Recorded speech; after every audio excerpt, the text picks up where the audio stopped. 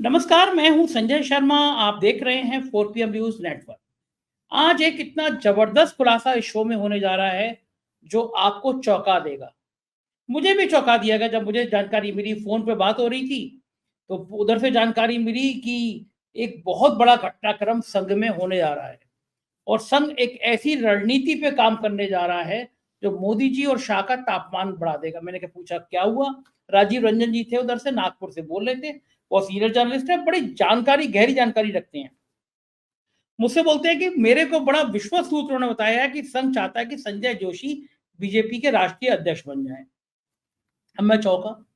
वो संजय जोशी जिनकी sex CD को लेके बहुत चर्चा हो गई थी, नाम उसमें गुजराती बंधुओं का आया था कि ये लोगों का हाथ था उसको बंटवाने के पीछे, लेकिन पता चल नहीं पाया। बाद में वो सीडी फर्जी निकली, लेकिन संजय जोशी का कैरियर खत्म हो गया। ये बात मुझे पता था कि लोकसभा चुनाव से पहले वो एक्टिव हुए हैं, लोगों से मिल रहे हैं, लेकिन जो सूत्र राजीव रंजन के थे, तो राजीव रंजन ने बताया वो तहलका मचा देगा। ये बहुत बेबाक बातचीत आज इस इंटरव्यू में है। पूरा इंटरव्यू सुनेंगे तो आपको मजा आएगा और आपको लगेगा कि ये एक बहुत बड़ा धमाका हो गया राजनीति में।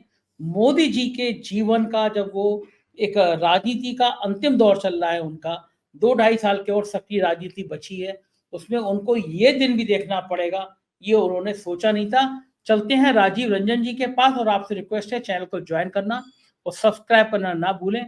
चलिए राजीव जी की बात सुनते हैं। 4 PM न्यूज़ नेटवर्क में स्वागत है श्रीमान राजीव भाई आपका। श्रीमान इसलिए कह रहा हूँ कि ऐसी-ऐसी धमाकेदार खबर लाते हो आप कि श्रीमान कहने को मजबूर हो जाए कोई भी इंसान। नागपुर में रहते हो, काश हम भी नागपुर में रहते तो हमें वहाँ के संतरे खाने को मिलते और संतरे से भी ज़्यादा कभी-कभी आरएसएस के दफ्तर में पूरी कचौड़ी भी खाने को मिल जाती। पता नहीं आप जाते हो या नहीं जाते हो? मुझे बुलाएँ, मैं तो चला जाऊँगा। एक बार क्या हुआ, मैं एक कार्यक्रम में गया तो मुझसे बड़े सीनियर लोगों ने कहा कि तुम उस कार्यक्रम में जा रहे हो, बड़ा खराब बात है, वो संघ से और बीजेपी के जुड़े हुए लोग हैं। तो मैं कहा भाई साहब, मैं आपको बता दूं, मैं संघ विचार बीजेपी से मेरी कोई दुश्मनी नहीं है।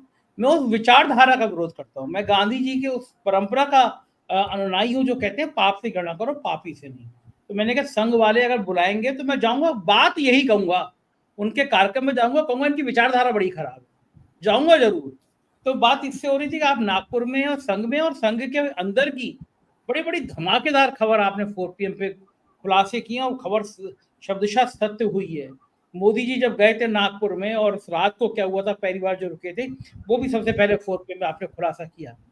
आज आपने मुझे फोन पे जो बात बताई है वो मेरे लिए बहुत चौंकाने वाली बात है। मैं नहीं कर रहा उस बात का जिक्र, पहले आपके मुंह से सुनना चाहता हूँ कैसे मिली ये जानकारी जो बम फोड़ने वाली है और क्या है डिटेल, इसके पीछे की कहानी क्या है?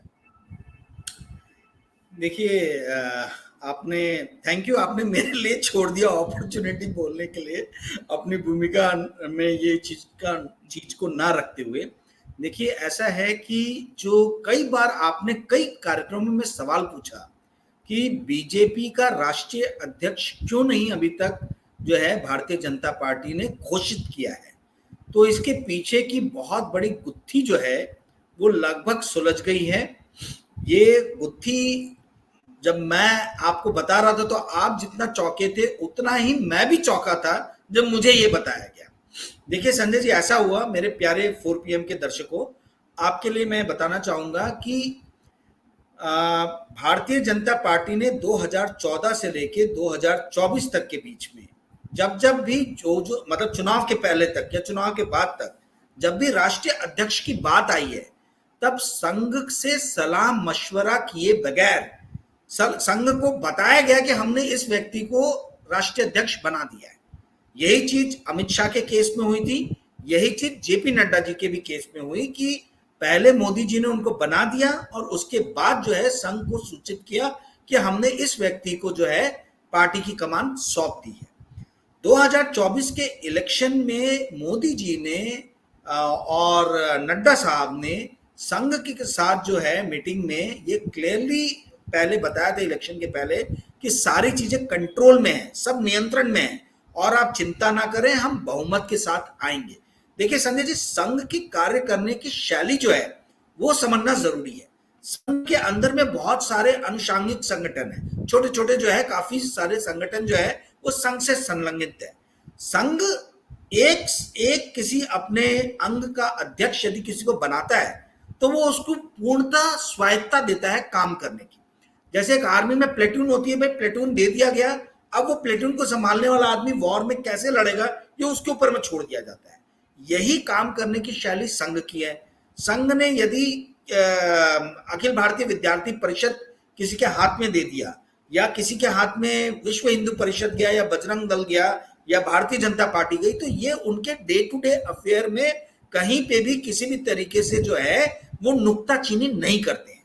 ठीक है, तो ये इनको पार्टी चलाने के लिए 10 साल दिया गया, सरकार चलाने के लिए मोदी जी को 10 साल का समय दिया गया, और किसी भी तरीके की कोई भी व्यवधान या नुक्ताचीनी उनके क्रियाकलापों में संघ ने जो है खड़ी नहीं की। किंतु जो ये 240 सीट आई, तो ये संघ सोचने पे मजबूर हुआ कि हमें जो सब्जबाग दिखाए गए थे, हमें जो बताया गया था कि भाई 400 हम अपने दम पे इजिली ले आएंगे या 350 हम अपने दम पे ले आएंगे, वो तो फलीभूत होता हुआ नजर नहीं आया। तो यानी कहीं ना कहीं कोई त्रुटि है, और बड़ी त्रुटि है। और बड़ी त्रुटि इससे पता चलता है कि उत्तर प्रदेश जो सबसे बड़ा राज्य है, वहां पे भारतीय जनता पार्टी जो है बहुत ही बुरी तरीके से खिसक गई। वैसे ही जो आर्थिक रूप से सबसे सशक्त राज्य है महाराष्ट्र, वहां पे पार्टी बहुत बुरी तरीके से पिछड़ गई। तो संघ ने कहा कि अब हमें निगरानी करने की जरूरत है। संघ 3 साल में एक बार जो है वो मीटिंग लेता है, और वहां पे जो ये सारे संगठन है उनके लोगों से पूछा जाता है कि हाँ आप अपने 3 साल के कार्य का लेखा जोखा दीजिए, ब्यौरा दीजिए। बस वही एक टाइम में पूछा जाता है, अन्यथा आप निर्विवाद रूप से आप अपने संगठन को चलाते रहिए और उसको आगे बढ़ाइए। यही संघ की सोच है। जब ये इनको 240 सीट मिली, तो संघ के बीच में बहुत गहरी मीटिंग हुई। मेरे को बहुत हाई और बहुत क्लोज लेवल के सोर्सेस से ये बात पता चली है, और अब संघ ने मन बना लिया है कि संजय जोशी, जो पूरी तरीके से हाशिए पे पहुंचा दिए गए थे, संजय जोशी को भारतीय जनता पार्टी की कमान सौंपी जाए। ये जब मैंने सुना तो मतलब मुझे भी कुछ विश्वास सा नहीं हुआ कि ऐसा हो सकता है, क्योंकि हमको मालूम है कि मोदी जी और संजय जोशी जी के बीच में एकदम 36 का आंकड़ा है, और मोदी जी ने कहा है कि भाई मेरे रहते हुए तो ये कहीं भी पार्टी में दूर दूर तक दिखने नहीं चाहिए। ये संजय जोशी जी वही हैं जो 36 साल की उम्र में लाल कृष्ण आडवाणी जी के कमरे में जाकर लाल कृष्ण आडवाणी जी का इस्तीफा मांग के लाए थे कि आडवाणी जी, आपने जिन्ना के बारे में और नेहरू जी के बारे में जो पाकिस्तान में बोला है, संघ उस विचार से सहमत नहीं है, आपने हमारा विश्वास खो दिया है, आप इस्तीफा दीजिए। और आडवाणी जी इतने कदावर लीडर, उन्होंने इस्तीफा दिया। ये ताकत थी संजय जोशी की 2006, 2007, 5 उस समय में। तो 2006-7 में मार्केट में कुछ ऐसी छल कपट किया गया, और कुछ ऐसी सीडीज जो है वो लेके आई गई जहां पर दिखाया गया कि संजय जोशी जी किसी तरीके के गलत काम में जो है वो लिप्त है।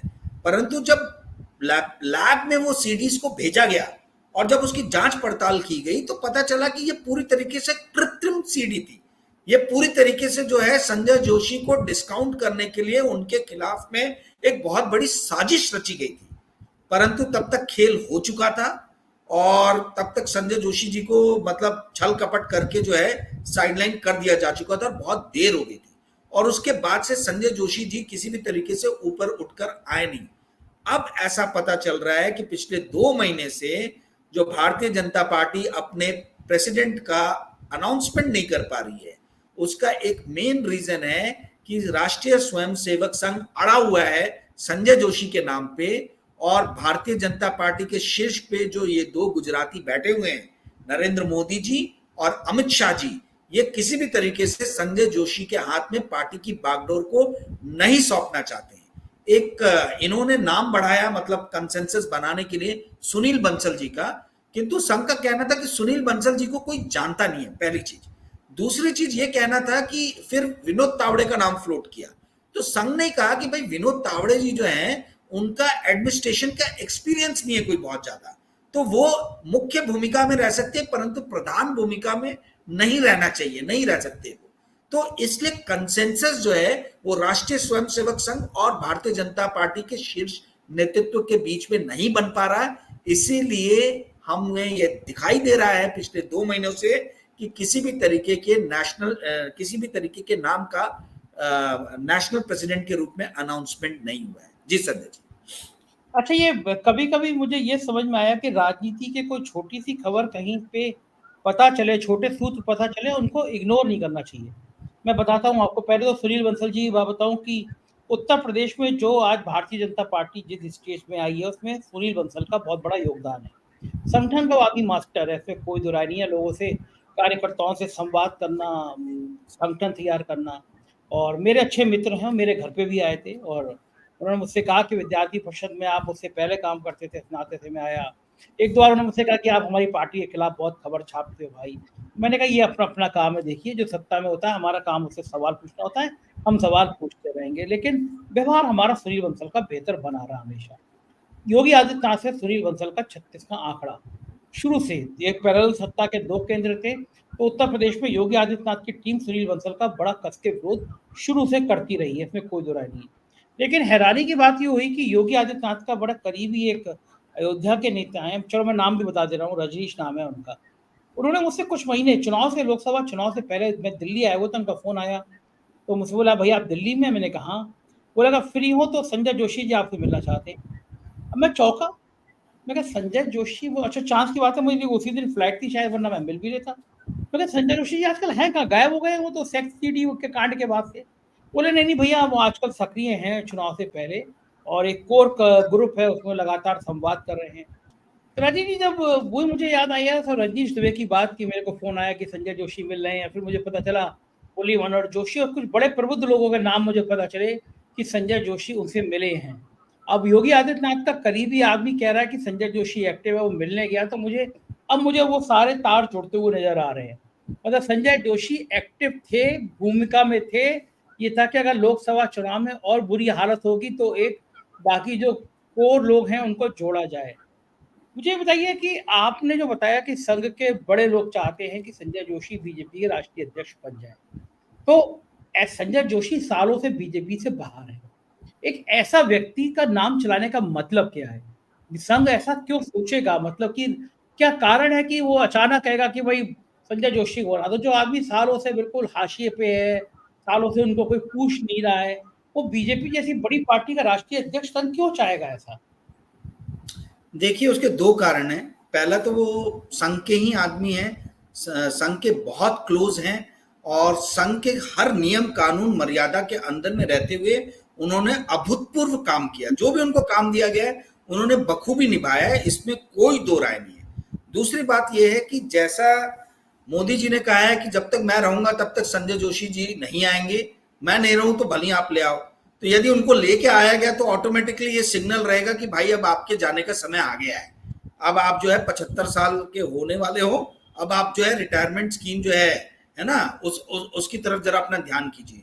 तो इससे क्या होगा कि भाई दोनों के दोनों जो है, जो सिग्नल्स देना है वो दोनों ही सिग्नल हो जाएगा। एक सिग्नल चला जाएगा कि जो भारतीय जनता पार्टी के अंदर में जो संघ के लोग हाशिए पे लेके चले, मतलब पिछले कुछ सालों में हमने देखा कि भारतीय जनता पार्टी के जो मूल कार्यकर्ता जो हैं, जो हाशिए पे चले गए हैं, अब वापस से उनको केंद्र में लाने का प्रयास किया जा रहा है। तो ये जो मोटिवेशनल लेवल जो गिरा है भारतीय जनता पार्टी के कार्यकर्ताओं का, ये उनके लिए एक बहुत स्ट्रॉन्ग सिग्नल होगा। देखिए संजय जी, इस बात को समझिए, अशोक चौहान, हेमंत बिस्व शर्मा, ज्योतिरादित्य सिंधिया, जतिन प्रसाद, ये सारे के सारे लोग बाहर से आए और एकदम प्लम पोस्ट जो बोलते हैं, एकदम मलाई वाली जो जगह जो है वहां जाके बैठ गए हुए हैं, नारायण राणे। तो इस चीज से संघ के अंदर के लोग बहुत व्यथित हैं। और आपने देखा होगा, मेरी एकनाथ खड़से जी से, सॉरी मैंने नाम ही ले लिया, लेना नहीं चाहिए था, पर मेरी कुछ दिनों पहले इनसे बात हुई थी फोन पे और वो बड़े व्यथित मुझे नजर आए। मतलब ये 1 हफ्ते पुरानी बात है। मैंने उनसे पूछा था कि भाई आप जो हैं, आपने वहां से तो रिजाइन कर दिया एनसीपी से, तो आपकी फॉर्मल एंट्री कब यहां होने वाली है?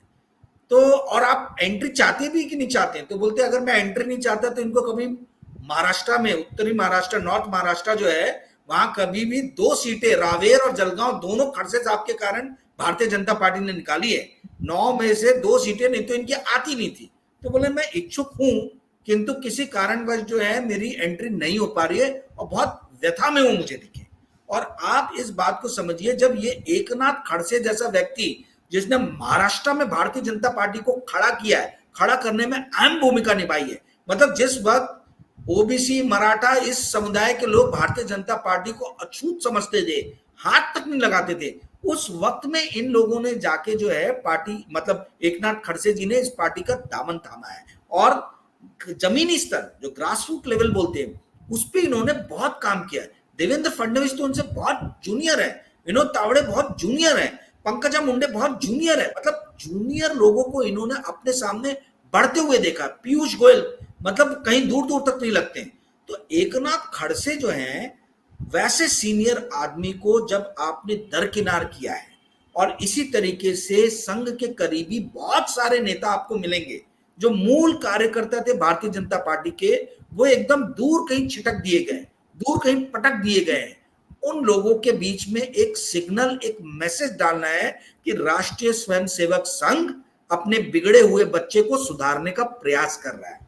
राष्ट्रीय स्वयंसेवक संघ चाहता है अपने बिगड़े हुए बच्चे को कि सुधर जाओ और जो मेरी दूसरी संतानें हैं उनको वापस से अपने पास में लेके आओ। ये नरेंद्र मोदी जी के लिए सिग्नल होने वाला है और बहुत स्ट्रॉन्ग सिग्नल होने वाला है। संजय जोशी के नाम पे राष्ट्रीय स्वयंसेवक जिद करके बैठ गया है और यही कारण है कि पिछले 2 महीने से जो है भारतीय जनता पार्टी का राष्ट्रीय अध्यक्ष हम नहीं देख रहे हैं। और शायद इस चीज का निपटारण उसी दिन होगा जिस दिन नरेंद्र मोदी अपने दम पे समझ लेंगे कि 272 सीट जो है मैं अपने दम पे रख सकता हूं और राष्ट्रीय स्वयंसेवक संघ मेरे पक्ष में रहे चाहे विपक्ष में रहे, मुझे कोई फर्क नहीं पड़ता। उसी दिन हो सकता है कि किसी और के नाम की घोषणा हो, अन्यथा संजय जोशी जी का भारतीय जनता पार्टी का अध्यक्ष बनना लगभग तय है। जी संजय जी। आप तो बिल्कुल आज बम फोड़ने के मूड में आए, मुझे अभी भी यकीन नहीं हो रहा कि इतना घटनाक्रम घट सकता है। लेकिन मुझे फिर याद आ रहा है कि संघ भी बातें भूलता नहीं है, संघ भी बदला लेता है, जो उनके संघ किया जाता है वो उसका पलट के जवाब देता है। जेपी नड्डा ने कह दिया हमें संघ की जरूरत ही नहीं है, जब जरूरत थी तब थी, अब नहीं है, वो चुनाव से पहले कह दिया। तब तो इतने ओवर कॉन्फिडेंस में थे ना, क्योंकि रोज रात को अंजना ओम कश्यप और रूप का लियाकत और सुधीर चौधरी कहते थे 350, 400 पार, बन गए महामानव प्रधानमंत्री, कोई जरूरत ही नहीं किसी की। ये इतने ओवर कॉन्फिडेंस से कहते थे ना, तो किसी को भी लग जाए कि हाँ भैया ये जो अपने बालक है, अपने चिंटू मिंटू हैं, ये सब तो भी कह रही रहे, तो इसका मतलब हम तो 400 पार हो गए। उस कॉन्फिडेंस में जेपी नड्डा का ये कह देना कि हमें जरूरत ही नहीं है संघ की, ये तो संघ का अपमान है। भाई विपक्ष भी इतने तीखे तीखे नहीं कहता कि संघ की हैसियत नहीं है, संघ की औकात नहीं है। लगभग उस बात का मतलब यही है कि संघ की हैसियत क्या है। तो जेपी नड्डा ने जो बताया था संघ की हैसियत क्या है, तो संघ अब क्या संजय जोशी को आगे करके, संजय जोशी का नाम चला के संजय जोशी अध्यक्ष हो सकते हैं, इसकी चर्चा ही बहुत खतरनाक है। हो या ना हो, लेकिन संजय जोशी अध्यक्ष हो सकते हैं, इसकी चर्चा से तापमान बढ़ गया होगा अमित शाह का, नरेंद्र मोदी जी का। ये करके क्या जेपी नड्डा के बयान से संघ हिसाब किताब बराबर करना चाह रहा है? देखिए आपको मत संघ का काम करने का ये तरीका नहीं है कि वो बाहर मार्केट में जो है न्यूज फ्लोट करके प्रेशर क्रिएट करे। ये तो बहुत करीबी स्रोत हैं जिनके थ्रू मुझे ये बात पता चल रही। दो महीने से तो मुझे भी नहीं पता था, आपने कई बार मुझसे ये सवाल पूछा और आप देखेंगे कि नेशनल मीडिया में कहीं पे भी ये खबर नहीं है। अब आगे चलेगी, अब हमने बोल दिया 4 PM के मंच पे आ गया है तो जरूर इसको दूसरे लोग उठाएंगे अलग अलग जगह से कंफर्म करके। ये मैं अपने दर्शकों को बता दूं कि ये शो आप देख रहे हैं, तब तक पूरे देश में कहीं संजय जोशी का नाम नहीं है। मैं बहुत गंभीरता से, बहुत जिम्मेदारी के साथ कह रहा हूं, देश के किसी अखबार में, किसी टीवी चैनल में, किसी यूट्यूब पर संजय जोशी का नाम नहीं है। लेकिन आज का हमारा शो जो आप सुबह 6 बजे देख रहे हैं, इसके बाद आपको कई प्लेटफॉर्म पे संजय जोशी की चर्चाएं मिल जाएंगी। मैं घमंड और अहंकार से नहीं कह रहा, विनम्रता से हाथ जोड़ के बता रहा हूं कि 4 PM के ऐसे खुलासों से बाकी भाई लोग तो ज्ञानी बनते हैं, वो कॉपी करते हैं, फिर वो अपना धंधा चलाते हैं हमारी बातें सुन के। क्या ये घमंड बिल्कुल नहीं है, तो घमंड मत लीजिएगा। जी प्लीज राजीव जी, आप कुछ बता रहे हैं।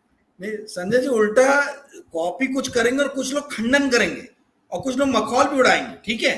पर इसी चीज को लेके, मतलब जो सब्जेक्ट हम लोग डिस्कस कर रहे हैं, हम ये बेस बन जाएगा।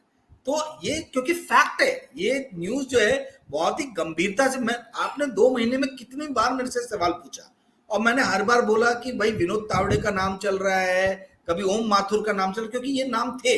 अभी एक और पॉसिबिलिटी हो सकती है, संघ जिस जिद में है, हो सकता है कि उसको थोड़ा सा टर्न डाउन करने के लिए, उसको थोड़ा सा कूल करने के लिए जो है शिवराज सिंह चौहान का नाम कोई फ्लोट करे भारतीय जनता पार्टी के अंदर से।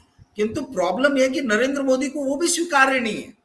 ठीक है, नरेंद्र मोदी को ना संजय जोशी चलते हैं ना शिवराज सिंह चौहान चलते हैं। तो यही कारण है, ओम माथुर जी का नाम लिया जा रहा है, विनोद तावड़े जी का नाम लिया जा रहा है, यहां तक कि देवेंद्र फडणवीस का भी नाम इन लोगों ने बढ़ाया था। धूमल जी के जो हिमाचल प्रदेश के चीफ मिनिस्टर थे, इनके बहुत एहसान है मोदी जी के ऊपर में। जब गुजरात से हटाया गया था मोदी जी को, तो हिमाचल प्रदेश गए थे, और प्रेम धूमल जी जो है, उनके एहसानों के कारण ही जो है अनुराग ठाकुर जी को आज इतना वेटेज मिलता है। ठीक है, उनके स्टेटमेंट को ट्वीट करते प्रधानमंत्री, तो अनुराग ठाकुर जी का भी नाम बढ़ाया गया था, किंतु संघ ने एकदम क्लियरली रिजेक्ट किया ये सारे नाम। तो कहने वाली बात ये है, संजय जी आपने सवाल बहुत अच्छा पूछा कि सिर्फ ये नाम के ऊपर में चर्चा करने से ही क्या तापमान बढ़ जाएगा गृह मंत्री और प्रधानमंत्री का? मेरा मानना है बिल्कुल यही कारण है, और यही कारण है कि 2 महीने से जो है ये नाम सुनने में नहीं आ रहे। और हरियाणा में यदि भारतीय जनता पार्टी इलेक्शन हार जाती है, चुनाव हार जाती है, तो आप ये समझिए कि संजय जोशी को कैसे नहीं बनने देंगे ये भाजपा का अध्यक्ष, मुझे समझ में नहीं आ रहा। प्रेशर जो है वो और ज्यादा बढ़ जाएगा नरेंद्र मोदी और अमित शाह जी के ऊपर। जी संजय। अच्छा, आपने मुझसे कहा कि अगर चुनाव हार जाती है हरियाणा में भाजपा, तो आपको क्या शक है क्योंकि हरियाणा में बीजेपी हारेगी नहीं? कुछ डाउट लग रहा है आपको? डाउट है, कांग्रेस सेल्फ गोल करने में बहुत माहिर है। कांग्रेस अभी तक नहीं किया, पर मुझे वही डर है लास्ट मोमेंट पे कहीं कुछ गड़बड़ी ना कर दे।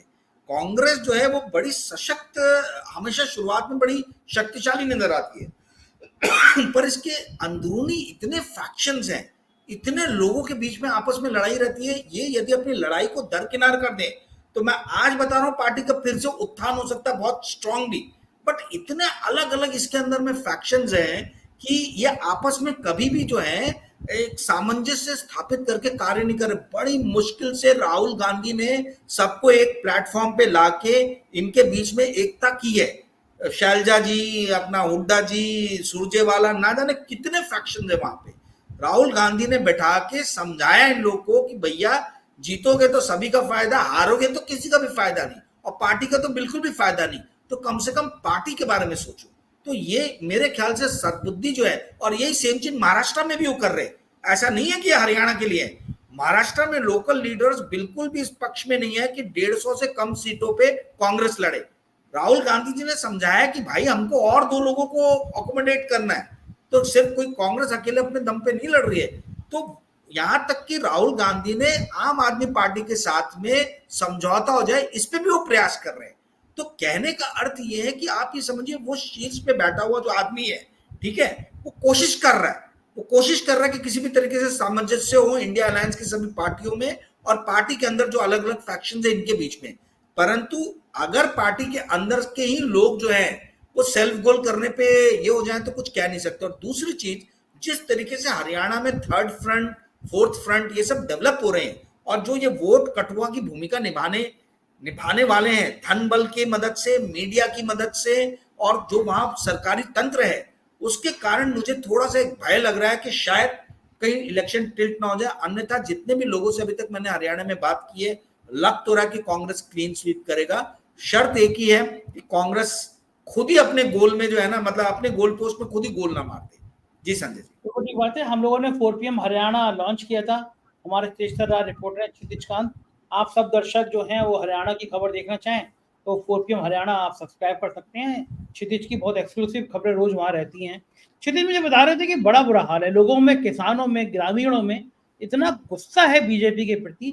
गोदी मीडिया नहीं मान रहा अभी भी वो हरियाणा को लेकर तरह तरह के एंगल चला रहे हैं कि कांग्रेस में बड़ी फूट पड़ गई होगी। बीजेपी के 5 दर्जन नेताओं से ज्यादा लोगों ने पार्टी छोड़ दी। पिछड़े वर्ग प्रकोष्ठ का अध्यक्ष, फलाना अध्यक्ष, मिनिस्टर। जहाज डूबता है चूहे भागते हैं ना। हरियाणा में बीजेपी को हाथ छोड़ छोड़ के भाग रहे हैं लोग कि बीजेपी ऐसा हो गया। जेजेपी का तो बुरा हाल कर ही दिया बीजेपी ने। कहा भी है कि जो बीजेपी के साथ घी पार्टी उसकी तो बैंड बजी। क्या लगता है ये बीजेपी का जो भगदड़ मची है हरियाणा में, उसके पीछे क्या कारण है? देखिए संजय जी, सवाल आपने बहुत अच्छा पूछा है। इसमें दो बातें हैं।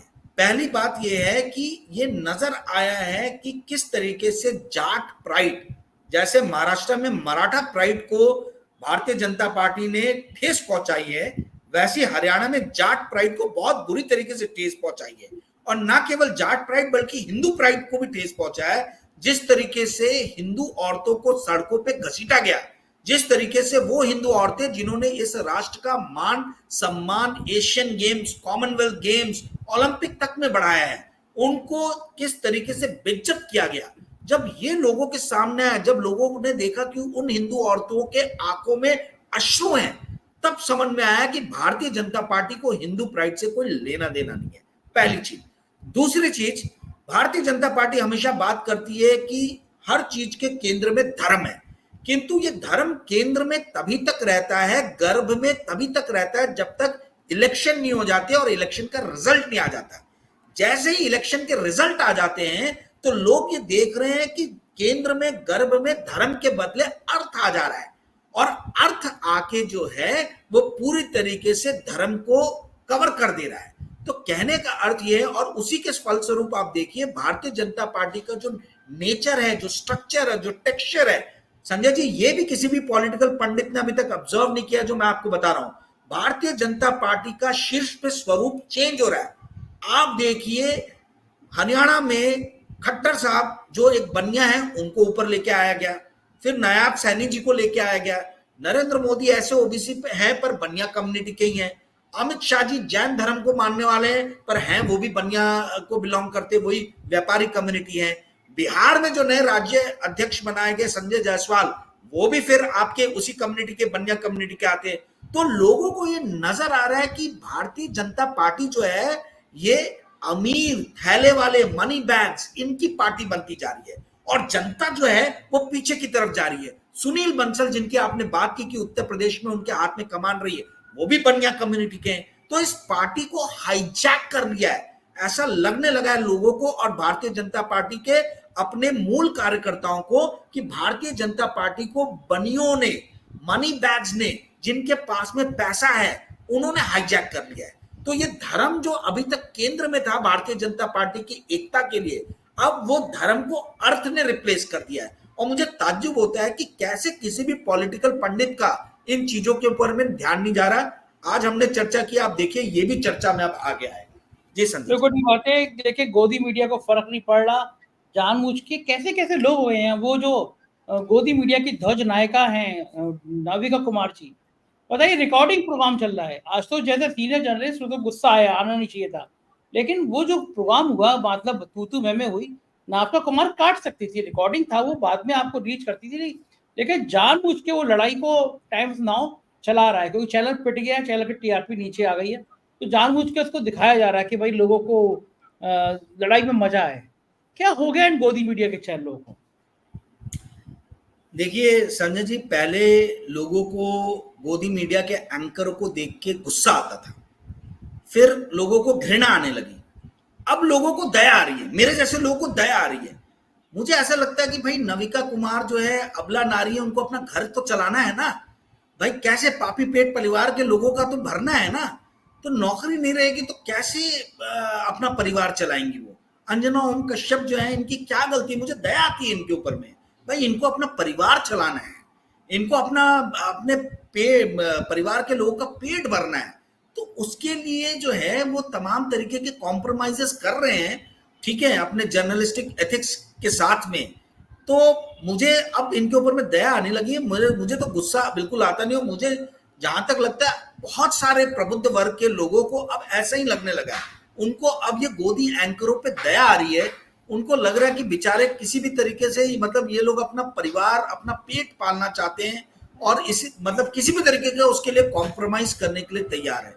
जहां तक बात रही आनंद रंगनाथन और आशुतोष जी के बीच के तूतू मैमे को दिखाने की, आपने एकदम सही पिन पॉइंट किया कि ये तो रिकॉर्डेड प्रोग्राम था, तो रिकॉर्डेड प्रोग्राम में आप हटा सकते थे, आपको जरूरत नहीं था इसको वायरल करने के लिए।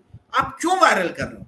क्या आपकी स्थिति इतनी खराब हो गई है चैनल की कि आप इस तरीके की चीजों को दिखा के अपना टीआरपी बटोरना चाहते हैं? आई मीन किस हद तक गिरेंगे? मुझे तो मतलब इनके गिरने का जो डेप्थ है वो भी अब समझ में। मरीना ट्रेंच जो है पैसिफिक ओशन में, जो बोलते हैं कि पूरे इस अर्थ का सबसे डीपेस्ट पॉइंट है, मुझे लग रहा है ये गोदी मीडिया वो मरीना ट्रेंच के भी डीपेस्ट पॉइंट से नीचे चला गया है।